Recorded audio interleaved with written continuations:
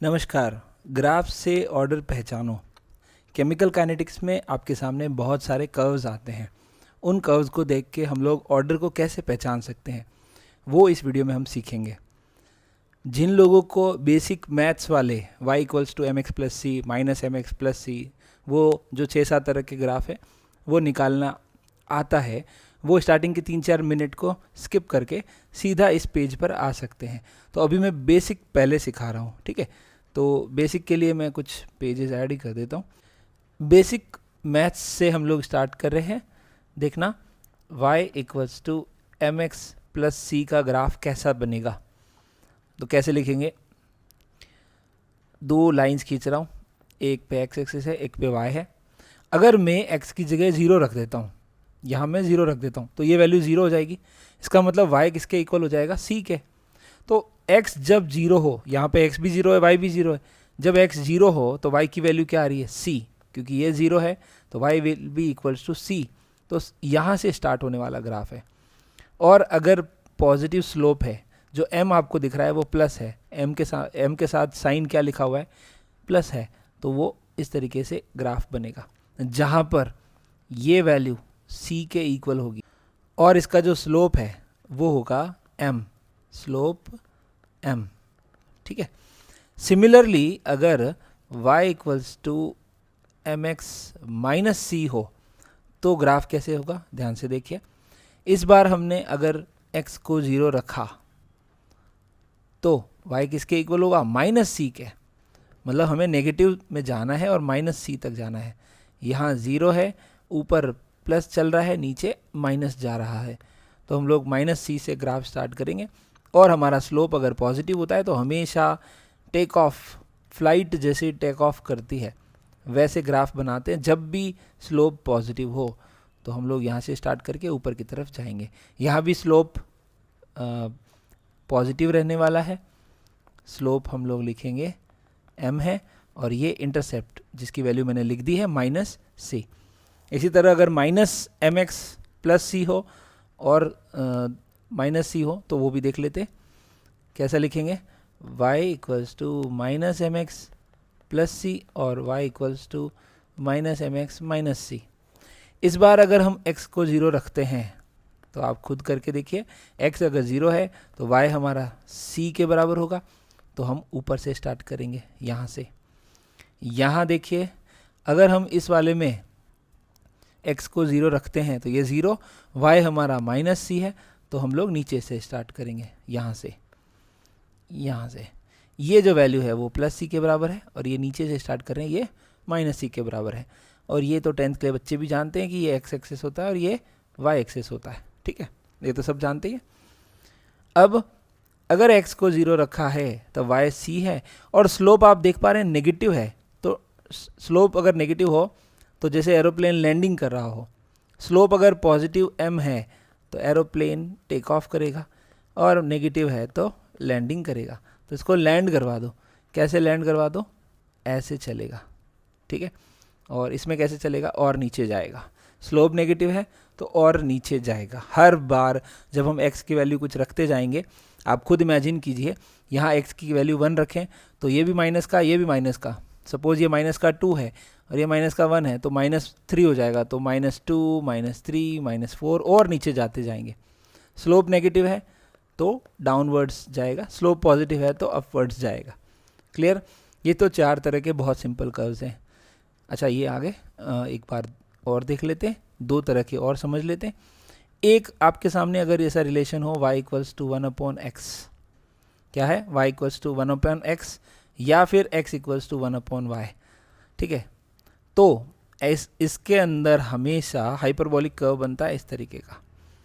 इसमें भी 2 चीज़ें हैं, अगर x और y के बीच में बनाएंगे तो ऐसा बनेगा, और अगर x और y या y जो भी लिखा हुआ है वही लिख देता हूँ, y और 1/x के बीच में कर्व बनाएंगे, y और 1/x के बीच में बनाएंगे। तो y और 1/x के बीच में यहाँ पे k मैं सोच लूँ, यहाँ पे कोई कांस्टेंट है, वो कांस्टेंट क्या है, 1 है। तो ग्राफ स्ट्रेट लाइन मिलेगा, स्ट्रेट लाइन, क्योंकि स्लोप पॉजिटिव है।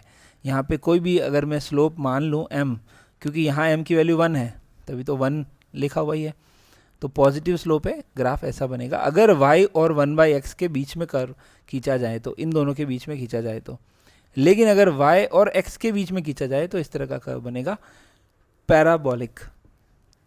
पैराबोलिक ना, इसको क्या बोलते हैं, हाइपरबोलिक। पैराबोलिक कर्व्स तो ऐसे वाले होते हैं। तो y और x के बीच में अगर कर्व बनाया जाए तो क्या बोलेंगे उसे, हाइपरबोला। हाइपरबोला, ठीक है। अगर 0 रखूँगा तो y इक्वल्स टू इन्फिनिटी, तो ये ऊपर इन्फिनिटी तक जा रहा है। अगर y को 0 रखूँगा तो x विल बी इन्फिनिटी, तो ये इन्फिनिटी तक जा रहा है, ये टच नहीं करेंगे कभी, ये इन्फिनिटी तक जाएंगे, ठीक है। और उसके अलावा एक लास्ट और कर्व आप देख लीजिए, ठीक है, फिर हम लोग काइनेटिक्स के शुरू कर सकते हैं एग्जाम्पल्स। देखिए, अगर आपके सामने x equals to y square या y equals to x square ऐसा कुछ कर्व हो, तो हमेशा जिसका पावर कम हो उस तरफ घुमा दो, जिसका पावर कम हो उस तरफ घुमा दो। किसका पावर कम है, x का पावर कम है तो x की तरफ घुमा दो, ऐसा बनाना है, ऐसा। अगर y का पावर कम होता तो y की तरफ घूम जाता, तो हम बनाएंगे x की तरफ घूमता हुआ, ठीक है। अगर यही कर्व कैसा होता, y equals to x square का, तो ऐसे बना देते हैं अगर x लिख रहे हैं तो, और एक्स स्क्वायर ही लिख रहे हैं तो स्ट्रेट लाइन। x ये सेम वैल्यू अगर लिख रहे होते y स्क्वायर और x, तो स्ट्रेट लाइन। क्लियर। अब शुरू करते हैं इन तीनों ग्राफ को। यहाँ देखिए रेट लिखा है, सब में कंसंट्रेशन लिखा है, तो अब हमें ये देखना होगा रेट और कंसंट्रेशन का क्या रिलेशन होता है।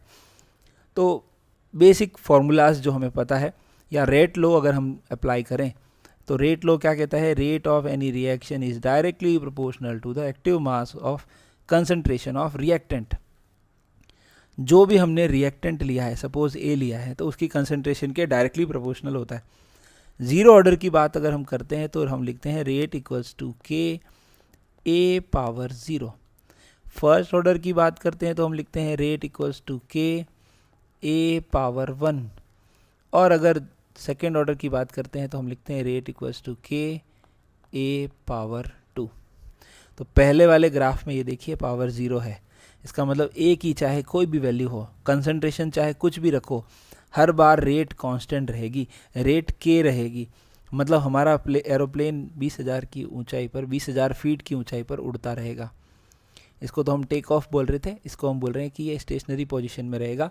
कहाँ, हवा में 20,000 फीट ऊंचा एरोप्लेन की बात कर रहा था। तो बाकी आप ये सोच सकते हैं कि ये कांस्टेंट लाइन है, इसको कांस्टेंट लाइन नहीं बोलते, ये कांस्टेंट लाइन है, ठीक है। तो फिर सर ये क्या लाइन है, इसको बोलते हैं स्ट्रेट लाइन कर्व।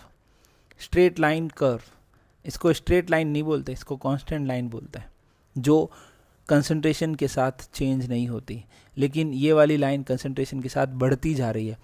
यहाँ कंसंट्रेशन की पावर 1 है, तो रेट के साथ रेट बढ़ती जा रही है कंसंट्रेशन बढ़ाने के साथ स्ट्रेट लाइन में। यहाँ पावर 2 है, तो हमें आंसर मिल चुका है। कौन सा ऑर्डर है, फर्स्ट वाला, क्योंकि यहाँ दिख रहा है तो ये 0 ऑर्डर का कर्व है, सेकेंड वाला फर्स्ट ऑर्डर का कर्व है, और थर्ड वाला ये जो ग्राफ है वो सेकेंड ऑर्डर का कर्व है। क्लियर है। ये तो बहुत आसान वाले थे जो रेट लॉ से हमने निकाल लिए, या इसको हम डिफरेंशियल रेट लॉ भी बोल सकते हैं। अगर हम रेट की जगह माइनस dA/dt लिख दें, तो हम अगर रेट की जगह माइनस dA/dt लिख दें तो उसको हम डिफरेंशियल रेट लॉ भी बोल सकते हैं, या सिंपल रेट लॉ में rate is directly proportional to the active mass और कंसंट्रेशन ऑफ रिएक्टेंट ऐसा बोलते हैं। दूसरे टाइप के ग्राफ आपके सामने दिख रहे हैं, a log a और 1/a। तो उसके लिए भी हमें फॉर्मूला तो पता होने ही चाहिए। यहाँ हमें इंटीग्रेटेड रेट लॉज पता होने चाहिए। तो मैं तीनों इंटीग्रेटेड रेट लॉज आपके सामने लिख देता हूँ, वो भी आपके रिवाइज हो जाएंगे। कैसे करोगे, जैसे 0 ऑर्डर के लिए अगर हम रिलेशन लिखना चाहें तो हमारा रिलेशन होता है के टी। अच्छा, बहुत सारे बच्चों को के टी की फॉर्म में याद नहीं होता है, तो के की फॉर्म में याद होता है, तो कैसे लिखते हैं, k equals to x upon t. X क्या है, डिसोसिएशन, तो इनिशियल और फाइनल का डिसोसिएशन कर लेते हैं। एक काम करता हूँ मैं, पहले मैं कुछ एक रिएक्शन लिख देता हूँ कि भैया ये इनिशियल है, ये फाइनल है, कि हमारा एक कोई ए सब्सटेंस है वो प्रोडक्ट में कन्वर्ट हो रहा है, ठीक है। टी इक्वल्स टू 0 पे इनिशियली इसकी कंसंट्रेशन थी ए नॉट, और बाद में ये जो भी बन रहा है वो मैं नहीं लिख रहा, और at time t it will become a या ए टी, जो भी आप बोलना चाहें। तो दोनों के बीच में डिफरेंस जो है a minus a naught that is, या मैं बोलूँ a not minus a that is x, ऐसा लिख सकते हैं। एक्स क्या है, जो भाग टूट गया, that amount, the amount dissociated, जो इनिशियल अमाउंट ए नॉट था उसमें से कुछ हिस्सा टूट गया, that is x, amount of dissociation. Alpha जो होता है वो होता है डिग्री ऑफ डिसोसिएशन, ये है अमाउंट ऑफ डिसोसिएशन। तो ऐसे लिख सकते हैं। अब क्या बात कर रहा हूँ, के टी, इधर के टी, इसको मैं ऐसे लिख सकता हूँ ए नॉट, तो मैं ए क्या लिखूँगा, a will be a not minus k t. तो इसी से हमें कर्व बनाना है। कैसे बनाओगे, इसको हम लिखेंगे y, ये हमारा, क्योंकि हमने कर्व जो है वो टाइम के साथ लिया है, कहाँ गया सेकंड वाला, सेकंड वाला जो कर्व हमने लिया है वो टाइम और कंसंट्रेशन के साथ लिया है, टाइम और कंसंट्रेशन, ठीक है। तो हम सारे जो इंटीग्रेटेड रेट लॉज हैं वो टाइम और कंसंट्रेशन के सामने बनाएंगे। टाइम हमने लिया है एक्स एक्सिस पे, तो हम यहाँ लिखेंगे x, और ये हमारा हो गया माइनस एम, और ये हो गया c, minus m x plus c, c plus का दिख रहा है ये वाला कर्व, माइनस एम मतलब डाउनवर्ड जाएगा, ठीक है। अभी असाइन कर देंगे, उससे पहले तीनों सीख लेते हैं। इसी तरह ये तो जीरो ऑर्डर के लिए था, ये किसके लिए था, ज़ीरो ऑर्डर के लिए। इसी तरह फर्स्ट ऑर्डर के लिए अगर करा जाए, तो फर्स्ट ऑर्डर के लिए हम लोग अगर लिखें तो हमारे पास जो फॉर्मूला होता है वो होता है के 2.303 upon T log A upon a minus x लिखते हैं बहुत लोग लिखते हैं initial concentration minus final concentration, तो ऐसे भी लिख सकते हो आप। इसको हम कैसे करेंगे, के टी इक्वल्स टू 2.303 लॉग, ठीक है। अब ये 2.303 को इधर भेज दूँ, ज़्यादा बढ़िया नहीं लगेगा, ज़्यादा अच्छा लगेगा, इधर भेज देता हूँ 2.303। तो यहाँ क्या लिखूँगा, k t equals to log a not minus log a, ऐसे बोल सकता हूँ। अब इसको और अच्छे तरीके से लिखना चाहो तो, जो हमें ग्राफ बनाने हैं ए के साथ, तो ए लॉग ए क्या होगा, हमने इसको भेजा इधर और इसको भेजा इधर, ठीक है। तो log A will B log a not minus k T upon 2.303, okay है। अगर लॉग नहीं होता, एल होता, तो हम लिखते l n a equals to l n a not minus k t. लेकिन हमको जो दिया है वो हमने लॉग के फॉर्म में है, तो हम लॉग की फॉर्म में कर लेंगे। तो ये उस वाली टर्म्स में लिखें तो y एक्सिस पे ये लिया है और x एक्सिस पे t लिया है, तो इसको x लिख रहे हैं, इसको m माइनस m और ये c। यहाँ ध्यान रहे, यहाँ जो स्लोप था, ये स्लोप जीरो ऑर्डर के लिए जो स्लोप था वो k के बराबर था। फर्स्ट ऑर्डर के लिए जो स्लोप आ रहा है माइनस m, वो किसके बराबर है, k अपॉन 2.303 के बराबर है। ये तो हो गया फर्स्ट ऑर्डर का। इसी में कर दूं या एक पेज और ले लेता हूँ ना। अगर आप ये PDF डाउनलोड करेंगे मेरे टेलीग्राम चैनल पे जाके, तो आपको थोड़ा साफ साफ दिखना चाहिए। तो फर्स्ट ऑर्डर के लिए ये, अब सेकेंड ऑर्डर जो कि NCERT में है ही नहीं, फिर भी हम लिखेंगे। तो सेकेंड ऑर्डर के लिए सेकेंड ऑर्डर के लिए रिलेशन होता है k equals to 1 upon t 1 upon a minus 1 upon a not. कुछ किताबों में ये 1 upon t 1 upon a minus x minus 1 upon a ऐसा लिखते हैं। ये जो स्मॉल a है वो इनिशियल कंसंट्रेशन है और जो x है वो डिसोसिएशन है। तो ऑब्वियस सी बात है, इनिशियल में से डिसोसिएशन हुआ तो जो फाइनल बचेगा वो a हमने लिखा है। कुछ लोग उसको AT भी लिखते हैं, इसको AT भी लिखते हैं, एक ही बात है। कुछ लोग RT लिखते हैं, इसकी जगह RT लिख देंगे, इसकी जगह R नॉट लिख देंगे। नोटेशन के फ़र्क हैं, बाकी मीनिंग एक ही है। इस वाले को यूज़ करके मैं लिख रहा हूँ KT equals to 1/a minus 1/a not. तो 1/a क्या लिखोगे, ये इधर जाएगा तो प्लस का हो जाएगा, जो हमारा इधर जाएगा 1 अपॉन a नॉट, तो इधर इधर भेजेंगे। ये तो करना आता होगा ना, प्लस का हो जाएगा 1 अपॉन a नॉट। यहाँ पे भी आप ये देख सकते हैं कि इसको मैं ऊपर ही ले लेता हूँ और ये t हमारा थोड़ा अच्छा लिख देता हूँ t। येलो हो गया, चलेगा? चल जाएगा, क्या दिक्कत है? ठीक है, नहीं चलने देते। अब इसको अगर y हमने ये लिया है, ये हमारा mx है और ये हमारा c है, तो यहाँ देखना स्ट्रेट लाइन कर्व आना चाहिए। सेकेंड ऑर्डर के लिए straight line curve with positive slope, और स्लोप क्या है? k, only k। कर सकते हैं, कैसे लिखोगे? अब वो हमारे तीनों स्लोप आ गए हैं, ध्यान से देखिए। तो ये आ गए हैं हमारे ग्राफ, और हमने जो जीरो ऑर्डर के लिए निकाला था वो हमारा इंटीग्रेटेड रेट लॉ था a equals to a not minus k t, मतलब y इक्वल्स टू ये c है और ये mx। क्योंकि हमने x एक्सिस पे टाइम लिया है तो ये टाइम, ये रहा टाइम जो x है, और y पे क्या है? a, concentration of a। तो ये हमारा इंटरसेप्ट है। तो हम यहाँ लिखेंगे ये जो वैल्यू दे रखी है ये है हमारी a नॉट, और इसका जो स्लोप है वो है माइनस m, जो कि यहाँ है माइनस k। ये तो हो गया ज़ीरो ऑर्डर का कर्व, पता चल गया ज़ीरो ऑर्डर का रिलेशन। दूसरा log a वाला रिलेशन जो हमने निकाला था, तो log a इक्वल्स टू क्या लिखेंगे? माइनस के टी, या log a नॉट, ऐसे भी लिख सकते हो आप चाहो तो, log a not minus k T upon 2.303। तो मैं पहले लिखूं या बाद में लिखूं, कोई फ़र्क नहीं पड़ता। मैंने लिखा 2.303 माइनस log a नॉट। अब ध्यान से देखने वाली बात क्या है, हमने x एक्सिस पे क्या लिया है और y पे क्या लिया है। हमने y एक्सिस पे लिया है इसको, तो ये हमारा y है। हमने x एक्सिस पे किसको लिया है? अच्छा, यहाँ पॉजिटिव है ना? हाँ, पॉजिटिव तो निकाला है, देखो a नॉट हमारा पॉजिटिव है, माइनस का के टी है, ठीक है।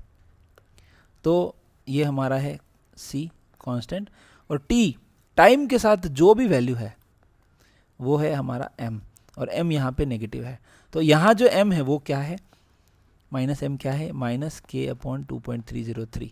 तो मैं यहाँ लिख देता हूँ कि यह हमारा स्लोप कैसा है? माइनस m है, माइनस m नहीं लिखना है, हमें लिखना है माइनस k अपॉन 2.303, और जो इंटरसेप्ट है उसकी वैल्यू क्या है? log a not. एक छोटी सी ट्रिक बता देता हूँ, अगर कभी भी काइनेटिक्स में इधर एक साइड लॉग हो और दूसरी साइड ना हो तो हमेशा वो फर्स्ट ऑर्डर का ग्राफ होता है। तो ये जीरो ऑर्डर का था, ये फर्स्ट ऑर्डर का, और सेकंड ऑर्डर के अंदर हमने जो रिलेशन निकाला वो हमारा ये आया था के टी प्लस 1/a नॉट। तो ये हमारा y है, ये हमारा mx है, और ये हमारा c है। तो c हमारा कांस्टेंट है, ये वाली वैल्यू 1/a नॉट के बराबर होगी, और यहाँ स्लोप क्या होगा? तो आप देख के मैचिंग खेल सकते हैं। के टी के साथ जो भी लिखा हो वो हमारा स्लोप होगा, x के साथ जो भी लिखा है वो भी स्लोप होता है, और x एक्सिस पे हमने t टाइम लिया है तो k हमारा स्लोप है, और वो भी पॉजिटिव स्लोप है। तो फर्स्ट और सेकंड में नेगेटिव स्लोप है, स्टार्टिंग में सिखाया था, नेगेटिव स्लोप में नीचे की तरफ जाते हैं, और ये पॉजिटिव स्लोप है, टेक ऑफ करेंगे। तो हमारा ये थर्ड वाला जो ग्राफ है वो किसका है? सेकेंड ऑर्डर लिख देता हूँ, zero order, first order, second order, तीनों कर्व समझ में आ गए। अब टी हाफ और कंसंट्रेशन के बीच में रिलेशन आपको पता होना चाहिए। तो टी हाफ में ज़्यादा टाइम नहीं लूँगा इसमें। टी हाफ का जो रिलेशन होता है वो directly proportional to 1/a power, या कंसंट्रेशन लिख देता हूँ यहाँ, क्योंकि हमने कंसंट्रेशन टर्म यूज़ किया है तो कंसंट्रेशन पावर n-1 कर देता हूँ। अब n की जगह रख देख लेते हैं, n की जगह 0 रखेंगे, n की जगह अगर 0 रख देते हैं तो 0-1 तो कंसंट्रेशन ऊपर चला जाएगा, तो कंसंट्रेशन और टी हाफ डायरेक्टली प्रोपोर्शनल हो जाएगा। 0 रख रहा हूँ, n इक्वल्स टू 0 रखने पर t half equals to 1/, concentration की पावर 0-1 मतलब -1, तो टी हाफ क्या बन जाएगा? टी हाफ की डायरेक्टली प्रोपोर्शनल टू कंसंट्रेशन आ जाएगा। तो ये जीरो ऑर्डर के लिए हो जाएगा। तो फर्स्ट वाला कर्व किसके लिए है? जीरो ऑर्डर के लिए, क्योंकि डायरेक्टली प्रोपोर्शनल है। डायरेक्टली प्रोपोर्शनल मतलब ये हमारा y, यहाँ पे m जो भी कांस्टेंट लगाएंगे वो, और x पे हमने कंसंट्रेशन लिया। क्योंकि हम जब इस डायरेक्टली प्रोपोर्शनल वाले साइन को हटाएंगे तो बेसिक बात है इक्वल लगा के कांस्टेंट लिखेंगे, वही मैंने लिखा है k, और x पे हमने लिया है कंसंट्रेशन, y पे हमने लिया है टी हाफ, तो ये जीरो ऑर्डर का कर्व है। इसी तरह ये तो हो गया ज़ीरो ऑर्डर का कर्व। अगर हमने ज़ीरो रख के देखा, अगर हमने ज़ीरो रखा तो t half directly proportional to concentration power zero, sorry power one, zero minus one one, और नीचे था तो ऊपर आ गया। इसी तरह वन रख के देखो, फर्स्ट ऑर्डर के लिए वन रख के देखो तो टी हाफ रखो, यहाँ वन रखा, one minus one that is zero, तो टी हाफ तो कांस्टेंट, ये कांस्टेंट, टी हाफ अगर कांस्टेंट है तो हमें टी हाफ क्या है, कांस्टेंट, तो हम ये कहेंगे फर्स्ट ऑर्डर का ग्राफ है। ठीक है, ज़ीरो और फर्स्ट। और वैसे भी हमें टी हाफ का फॉर्मूला भी पता होना चाहिए, उससे भी हम लोग कर सकते हैं अगर आपको ये रिलेशन नहीं आता। वैसे कोई भी ग्राफ निकाल सकते हो आप चाहो तो। अच्छा, सेकेंड ऑर्डर निकालना है, देखो second order two minus one मतलब वन, तो यहाँ पे क्या होने वाला है, t half is inversely proportional to concentration. और आपको इन्वर्स का ग्राफ मैंने बताया था, ये हमारा y है और ये हमारा x है, तो ये हमारा हाइपरबोला। यहाँ अगर वन अपॉन कंसंट्रेशन होता तो स्ट्रेट लाइन होती, क्योंकि ये दोनों इन्वर्सली प्रोपोर्शनल हैं तो एक बढ़ेगा तो दूसरा घटेगा, इसलिए ये हाइपरबोला हमें मिला है। वो रिलेशन भी लिख देता हूँ, टी हाफ के फॉर्मूलाज जो हमारे काम के हैं, यहाँ पे रिवीजन भी हो रहा है आपका। तो जीरो ऑर्डर के लिए टी हाफ का फॉर्मूला होता है A naught upon 2k। First order के लिए टी हाफ का फॉर्मूला होता है 0.693 अपॉन k, और सेकेंड ऑर्डर के लिए टी हाफ का फॉर्मूला होता है 1 अपॉन k ए नॉट। यहाँ से भी हमारा काम बन सकता है, यहाँ पे कंसंट्रेशन का नामो निशान नहीं है, मतलब कंसंट्रेशन के साथ टी हाफ चेंज नहीं हो रहा। यहाँ कंसंट्रेशन के साथ टी हाफ बढ़ रहा है, यहाँ कंसंट्रेशन के साथ टी हाफ कम हो रहा है, क्योंकि यहाँ डायरेक्टली प्रोपोर्शनल है और यहाँ पे इन्वर्सली प्रोपोर्शनल है। क्लियर है? चलिए आगे बढ़ते हैं। अब देखिए T half one upon concentration, जो बात अभी मैंने करी, टी हाफ और वन अपॉन कंसंट्रेशन, अगर इसी को एक्स पे रख दिया जाए तो स्ट्रेट लाइन आ जाएगी। तो ये किसका कर्व है फिर? सेकेंड ऑर्डर का, क्योंकि हमें पता है सेकेंड ऑर्डर में ये होता है 1 अपॉन के ए नॉट, कंसंट्रेशन के इन्वर्स होता है, और दोनों में ये फ़र्क है, ये तो है y और x क्या है 1/k और x। 1/k क्या है? m, ये तो स्लोप है। 1/k क्या है? स्लोप। और x क्या है? x equals to 1 upon a not, तो 1 अपॉन कॉन्सेंट्रेशन, देखिए 1 अपॉन कॉन्सेंट्रेशन, तो 1 अपॉन कॉन्सेंट्रेशन को ही हमने x लिया है, तो हम x ऐसे लिखेंगे। तो इसका स्लोप क्या है? इसका स्लोप 1 अपॉन k, समझ सकते हैं? ठीक है, अगला देखिए, कॉन्सेंट्रेशन टाइम के साथ बिल्कुल डिक्रीज हो रही है। ये जो डिक्रीमेंट हो रहा है, ऐसे वाले डिक्रीमेंट को हम बोलते हैं एक्सपोनेंशियल डिक्रीमेंट। अच्छा, हाइपरबोलिक में और इसमें ये फ़र्क है कि हाइपरबोलिक तो इन्फिनिटी तक जाता है, लास्ट तक जाता है, कभी यहाँ नहीं मिलता। किसी को डाउट है तो इन्फिनिटी पे जाके देख ले कि वो यहाँ टच कर रहा है कि नहीं कर रहा है। ठीक है, इसमें क्या हो रहा है, यहाँ से स्टार्ट हो रहा है, मतलब टाइम जब जीरो है तो कंसंट्रेशन ए नॉट है, फिर वो एकदम से कम हो रही है। एक तो ऐसे कम होना, शार्प डिक्रीज, ये शार्प डिक्रीज नहीं है, ये एक्सपोनेंशियल डिक्रीज है। एक्सपोनेंशियल डिक्रीज जो होता है वो हमेशा होता है फर्स्ट ऑर्डर के लिए। ये वाला कर्व तो था सेकेंड ऑर्डर के लिए, और इस वाले कर्व को हम कहेंगे फर्स्ट ऑर्डर के लिए। कैसे पता चला? तो हमें ये पता होना चाहिए कि a equals to a not e to the power minus k t, ये एक्सपोनेंशियल रिलेशन होता है फर्स्ट ऑर्डर के लिए। इसी से हम लोग निकालते हैं ना a अपॉन ए नॉट, फिर दोनों तरफ ln ले लेंगे तो ln इक्वल्स टू के टी आ जाएगा, माइनस के टी।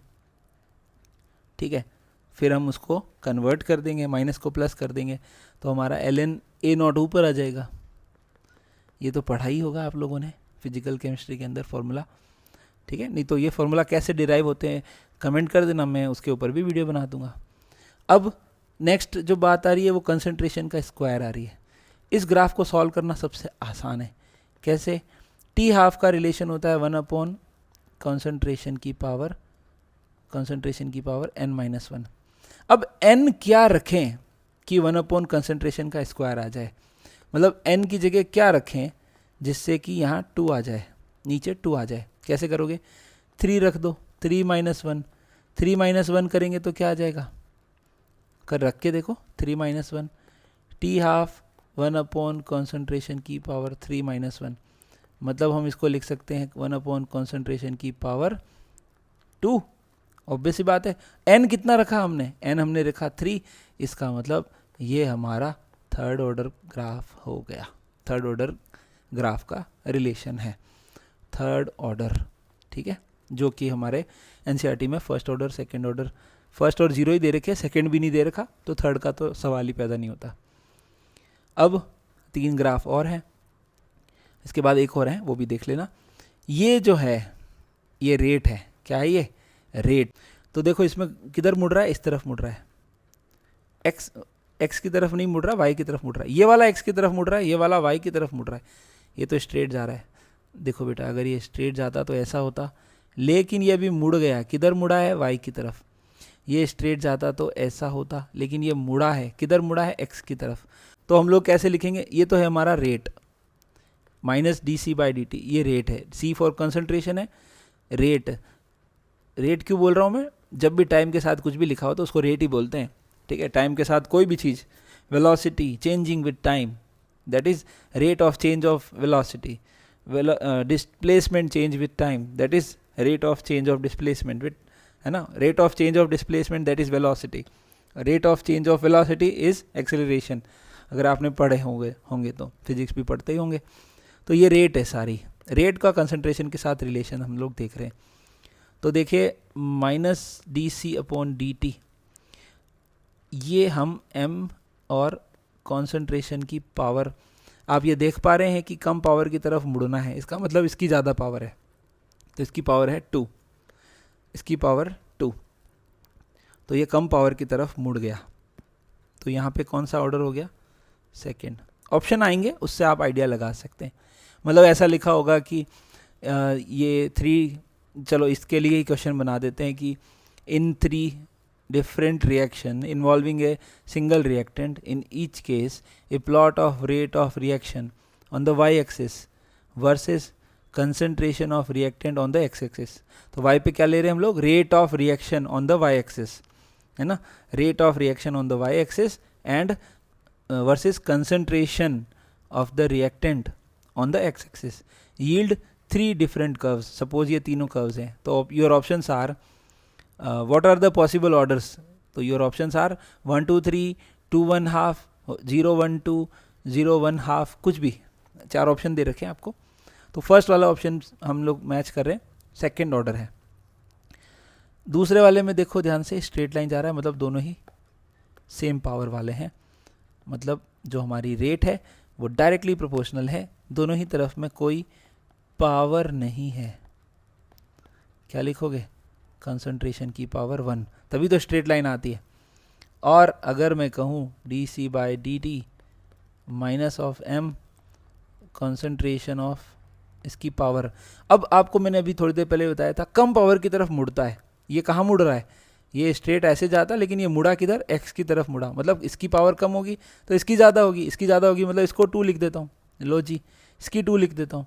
अगर इसकी 2 लिखूँगा तो कंसंट्रेशन की पावर फिर निकालना आ जाएगा, इसका ऑर्डर हमेशा कंसंट्रेशन की पावर से निकालते हैं। तो अगर इसकी 2 है तो इसकी क्या होगी, अगर मैं इसको d c by d t लिखूँ तो कैसे लिखोगे, माइनस एम कंसंट्रेशन की पावर समथिंग, और समथिंग मतलब इसका रूट ले लेता हूँ, इसकी पावर 1/2 और इसको भी 1/2, दोनों साइड 1/2 करेंगे तो यहाँ 1/2 आ जाएगा। क्या m के साथ भी आएगा, ऑब्वियस सी बात है, m का भी 1/2 और ये भी 1/2, तो ऑर्डर क्या हो जाएगा 1/2, ठीक है। ऑर्डर 1/2 क्यों हुआ, क्योंकि रेट इक्वल्स टू के, कंसंट्रेशन की पावर ही हमारा ऑर्डर होता है, और कंसंट्रेशन की पावर हमारी यहाँ आई है हाफ। तो ये फर्स्ट ऑर्डर है, बीच वाला और स्टार्टिंग वाला सेकंड ऑर्डर था, लास्ट वाला हाफ ऑर्डर। दुख तो इस बात का भी है कि ये जो लेक्चर है मैंने काफ़ी पहले प्लान किया था, और मुझे उम्मीद थी कि नीट 2026 में ग्राफ से रिलेटेड कोई क्वेश्चन आएगा, लेकिन मैं किन्हीं कारण की वजह से मैं इस लेक्चर को रिकॉर्ड नहीं कर पाया। यहाँ देखिए, यहाँ पर ये लगभग 24 मार्च 2026, मतलब नीट एग्ज़ाम होने से काफ़ी पहले मैंने इसको प्लान किया था, ठीक है, लेकिन मैं इसको रिकॉर्ड नहीं कर पाया था। तो ठीक है, लेकिन अब रिकॉर्ड कर दिया है, और अब तो नीट 26 वापस से हो रहा है। जो भी है, हो सकता है 27 में 28 में कभी किसी के जेई में काम आ जाए या नीट में काम आ जाए, जहाँ भी हेल्पफुल हो।